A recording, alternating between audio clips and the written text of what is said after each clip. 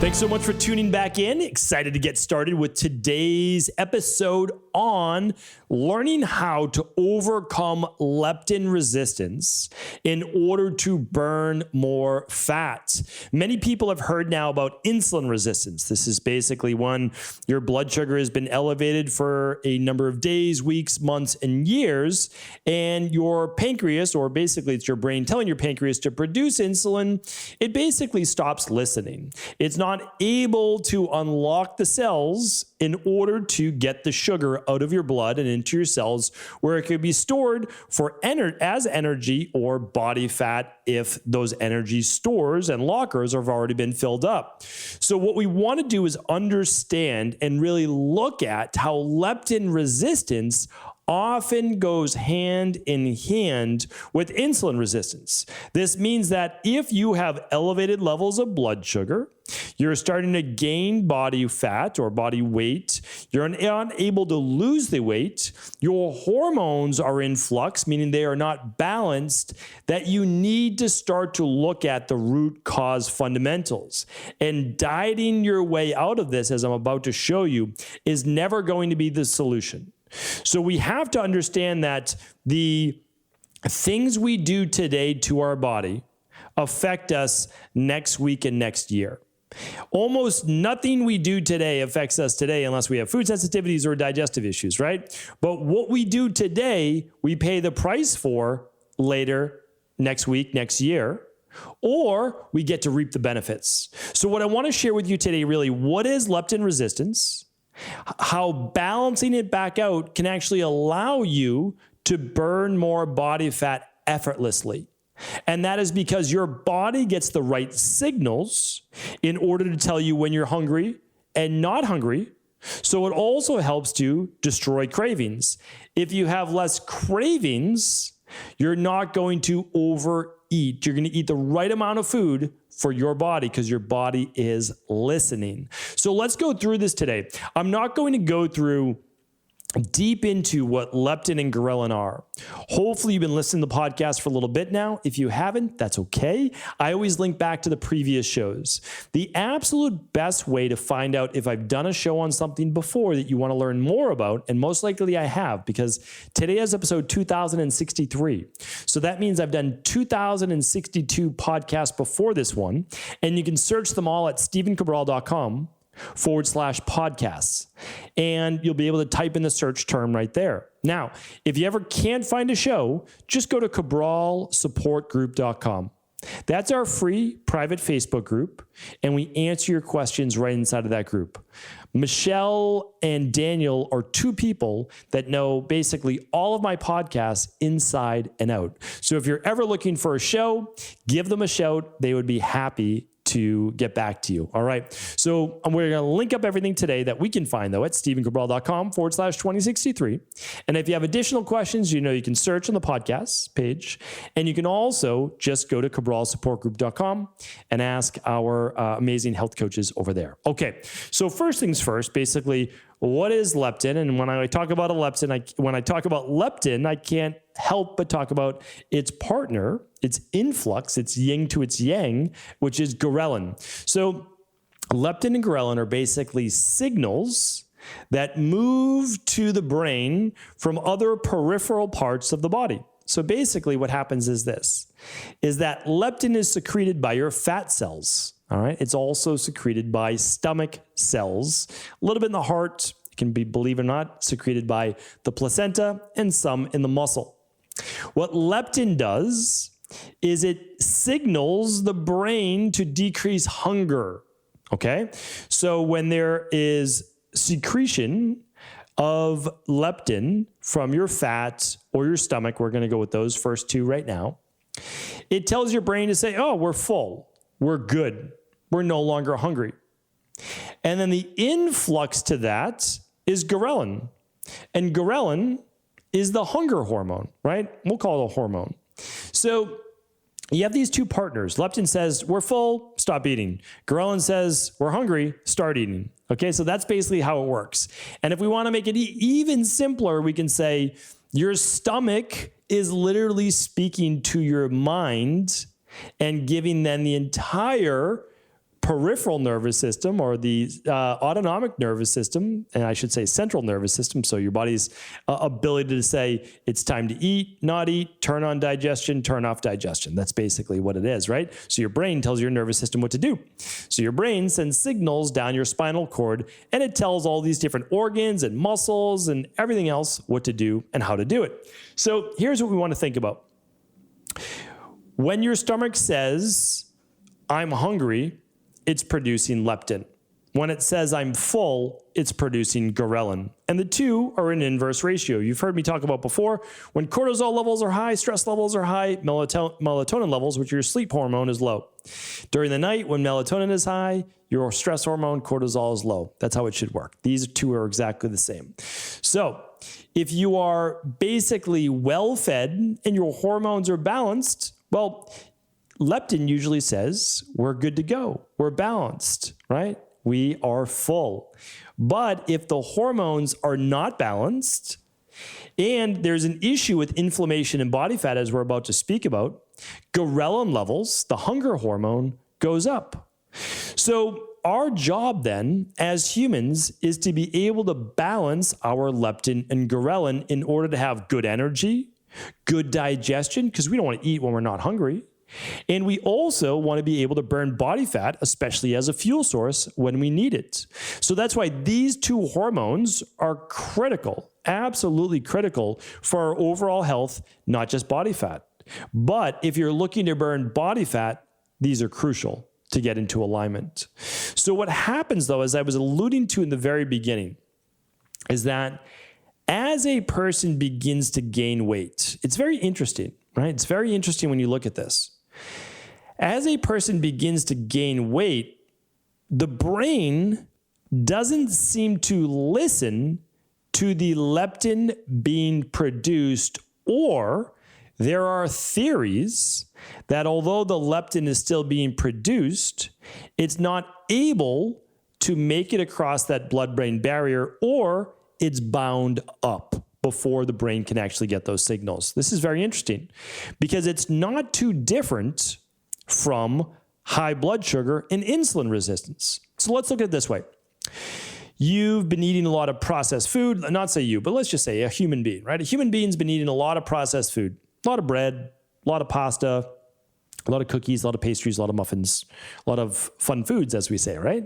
So they're eating a lot of foods that are basically the color white, beige, brown, all the processed food colors, okay? So we're eating those foods and it's raising our blood sugar levels throughout the day. And over time, the blood sugar begins to increase. The pancreas specifically has to produce more and more insulin. And over time, our cells stop responding to the insulin that is produced by those beta cells in the pancreas. So what happens? Well, the blood sugar then remains more in the bloodstream. And I've gone over various reasons as to why this is, because it's not from sugary carbohydrate foods alone.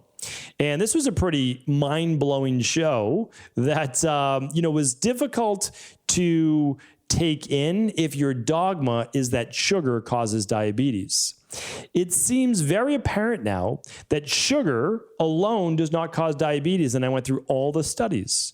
It is sugar and fats, hydrogenated fats, that is causing the cells to no longer respond to insulin.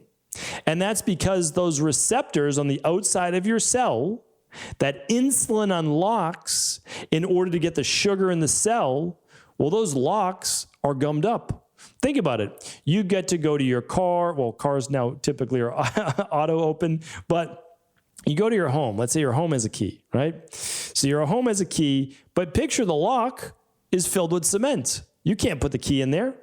The lock is there, but it's blocked, right? That is how insulin is not able to respond to the cell, because those hydrogenated or oxidized oils, a lot of those oxidized vegetable oils especially, they gum up the locks. So now insulin's not able to open the lock, which means the blood sugar stays in the bloodstream instead of in the cells. That is what we call insulin resistance. The cells are resistant to the cries of the insulin. Well, the same thing here. We don't necessarily know. We have theories as to why leptin may not be working the same way to say I'm full. So let's say you're eating more, right? And you're putting on weight. Well, the more body fat that you accumulate and the more food that you eat, the more leptin theoretically you should produce, at least in a healthy body. So you should be full all the time because you have more body fat and you've eaten plenty. You're full. Signal leptin. Ghrelin should be basically quiet. That's the hunger hormone, right? That one should be quiet. You're full. You've got lots of leptin being produced. Okay, the leptin may be being produced, but it's not making its way in order to be able to send those signals from the brain to the rest of the body. And this happens as we begin to accumulate more and more body fats. And lo and behold, it coincides with insulin resistance as well. We see this a lot in overweight and obese patients and people in the world. So the issue is this is the conundrum, right? So you need to eat food in order to produce leptin in order to say I'm satiated. But when you're eating more and more to get that leptin signal released, you gain body fat. And the more body fat you gain, the more inflammation this is. And although you may be producing more leptin from all of the fat cells, you are not getting that signal. It's being disrupted. So your brain still thinks it's starving. So although you may be overweight and although you may have enough body fat, your body says it's starving. And it starts to make what? More ghrelin, more hunger hormone. So you start to eat more because you have more cravings. And the craving is for typically salty, fat, and carbohydrate-based food, right? Comfort foods. That's why we like them. They basically hit all the criteria of gaining weight. If you want to gain weight the fastest way humanly possible, not the healthiest, but the fastest, you're going to combine processed sugar with fat, especially saturated fat, since it's more anabolic. So if you really want to gain fat, right, the unhealthiest fat is certainly oxidized polyunsaturated. But again, if you want to gain fat the fastest way possible, gain body weight, we already know this, by the way, because if we look at mammalian or breast milk, what we look at is we're saying, okay, fore milk, sugar, right? More sugar. Hind milk, more saturated fat. Raised blood sugar, then comes the fat, easy way to gain weight. Right, and we've known that, and we've known it from bodybuilders to sumo wrestlers. How do you gain weight? Well, basically, white rice and oils cooked into essentially a cake. Right? It looks like I don't know the exact name in sumo wrestling culture, but in Italian culture, my culture is basically Portuguese and Italian. My heritage, it's arancini, and that is a really great way to gain weight. Not healthy, but a great way to gain weight. But all kidding aside, this is an issue because you're gaining weight. Your body's telling you you're still hungry. You can't control the hunger hormones, so you feel like you're starving. Like people sometimes say, on a functional medicine detox or on an intermittent fast that they're starving. Well, you're not starving because you still have plenty of body fat, and all that body fat is energy. The problem is the cells are not signaling properly. So what do we need to do? Well, first of all, we need to do this. We need to get the proper signals back. We need to balance inflammation. The first thing we balance inflammation is not through even losing body fat, but it's actually through reducing as much of the inflammatory load as we can, reducing as much of the toxicity load as we can. So the less inflammation we have, the better signaling there is. So that's step one. The way that we do that is really eliminating a lot of those cooked oils or hydrogenated oils or oxidized oils. And number two, we eliminate the processed foods. You might have heard this a million times. I'm sure you have. But the truth is that it doesn't make it any less true. All the times. I've had to hear things many, many times in my life, to make it stick and do it, right? And so what I want to share with you is that if you're eating processed foods right now, even if it's just a couple times a week, we need to eliminate those for about 21 days. We've seen that over and over and over, like literally our 21-day functional medicine detox, 21-day fat velocity system, all these different things. Eliminate, it's what it takes. And I'm going to get to that actually in just a second. But I just want to share with you a couple interesting studies as well before I give you the plan to follow. So the first is that, and these are direct studies, leptin seems to also influence fertility and reproduction in women. We've shown this over and over in clinical lab testing. When you are insulin resistant, you've gained weight, you have imbalanced hormones. Typically, thyroid gets lowered, and typically you become estrogen dominant. I have many shows on that. I would definitely tune into those if you're dealing with fertility issues. Along with, and leptin becomes an issue as well. Here's the other interesting thing.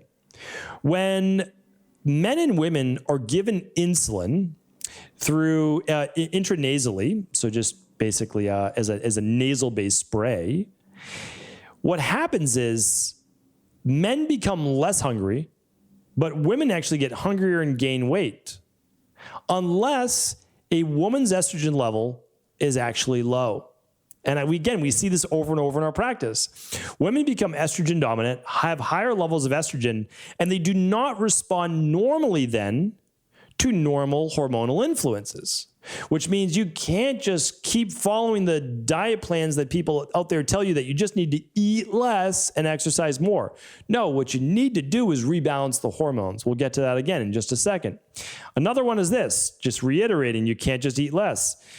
Very good study, 8 weeks long. Could be longer, yes, but all it needed was 8 weeks. It showed that if you reduce your calories by about 500 calories per day for 8 weeks, men and women lost about 5% of their body weight. Men, 5.5%, women about 4.5%. Okay, we actually see men lose more weight than that, and women, that's fairly normal. So let's just say you're 200 pounds. That's 10 pounds, right? 10 pounds in 2 months. That's very achievable for sure. Many people could do that in 30 days with a different plan, but regardless. But the problem is that after 8 weeks, and just 8 weeks, that's why they didn't need to do the study for longer, leptin levels went down pretty dramatically. So that means cravings went up. So that is why most people are not able to stick to a diet because, and they don't tell you this, your hunger hormone goes up and your satiety hormone goes down, meaning you don't feel satiated anymore. So this is just super, super important. So what can we do about all this? Just a couple, again, there are so many podcasts. They're all free for you to start to dig in and really understand this. I would love you to read The Rain Barrel Effect. It goes much, much deeper. That book is now free after 3 years. I'm now giving the book away. That's at StephenCabral.com. You just pay shipping and handling. I pay for the printing of the book. You pay for the shipping and handling. Hopefully that seems fair. Here's the first thing, though, really, really important. We need to eat 3 meals a day.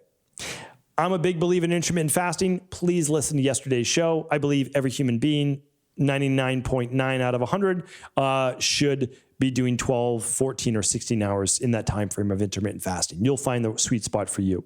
The reason is that you need to eat in order to get those leptin levels back with your body.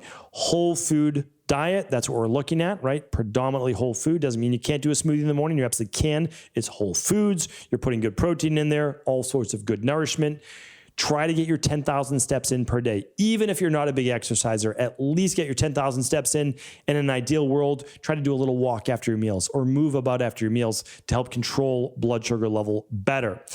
The absolute best thing you can do besides that is to figure out which one of your hormones are imbalanced. Is it thyroid? Is it cortisol? Is it estrogen? Is it testosterone? And that is through running an at-home lab test that you can find, the one I recommend, at StephenCabral.com/hormones-test. That is StephenCabral.com/hormones-test. We will link that up for you today at StephenCabral.com/2063, where the previous show on leptin and ghrelin is. If you want to still learn more about leptin and ghrelin, we'll link that up for you here today. That was episode 404. And the last point that I want to leave you here today, because remember, everything is fixable. So we have to understand this. Literally every imbalance in your body is fixable, unless like permanent skeletal or biomechanical damage was done from like rheumatoid arthritis to the small joints of the hands. You can still become pain-free, but they may not go back to a normal form. But everything is fixable. It really is. You just have to find the underlying root cause imbalance. So my first recommendation would be to test your hormones. Ideally, you run the Big 5. You can find that at StephenCabral.com/Big5, just the number 5. Or at the very least, run the StephenCabral.com/hormones-test. That gives you all of your different hormones that you need to know about, plus vitamin D, plus your insulin levels, plus your hemoglobin A1C. So important. But let's say you're not going to do those. Okay. What you will want to start out with is a 21-day functional medicine detox, and then ideally transition into the Fatlocity-based system. Those are important to do because what they do is they teach you about whole eating. They teach you about intermittent fasting. They give you things to help empty that rain barrel, detoxify the body. If this is all new to you, just start with the free podcast, start with the free book, get acclimated. Remember, you have time. You'll be able to figure this out. And when you do, please let us know. We want to hear about your success story. And of course, we want you to share your success with others. That's what this is all about. So the last part I'll say is this. This can start to seem complicated. Don't let it be. Ask questions at cabralsupportgroup.com. If you ever can't find a link or you just need a quick tip about where to find one of these links, just go to stevencabral.com/text. You can literally text me. I can't read your labs for you. I can't give you massive advice. I don't know you, right? I can't give you medical advice or any of those things, but I can help you find what you're looking for. And again, for the fastest response, just go to cabralsupportgroup.com.